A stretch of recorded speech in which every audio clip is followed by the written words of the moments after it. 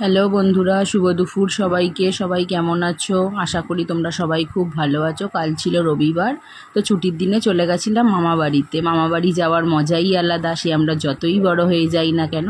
আর আমার মামা বাড়ি হচ্ছে ব্যারাকপুর, কল্যাণী হাইট দিয়ে যখন যাচ্ছিলাম খুব খিদে পেয়েছিল, তো মেয়ে বললো কচুরি খাবো, তো আমরা গাড়িতে বসেই পাতায় করে কচুরি খাচ্ছিলাম। খেতে খেতেই পৌঁছে গেছিলাম মামা বাড়ি।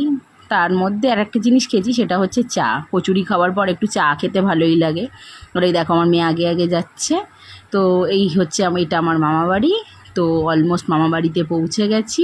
আর সেদিন সবাই এসছিল। আর এটা হচ্ছে আমার মামা বাড়ির ঠাকুরঘর। দেখো কত জবা ওদের প্রত্যেক দিন ফোটে। একটা ডাল আনবো, সে আমি কথায় কথায় আনতেই ভুলে গেছি।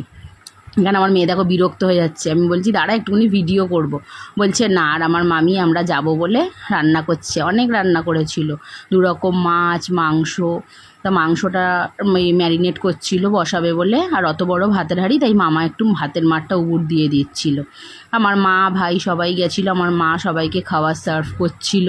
উচ্ছে আলু ভাজা, এটা আমরা খেতে খুব ভালোবাসি। আর এই মাছগুলো আমার মামা পুকুর দিয়ে ধরেছিল, বাটা মাছ। আমি তো খাই না, তাও জোর করে দিয়েছে, খেলাম।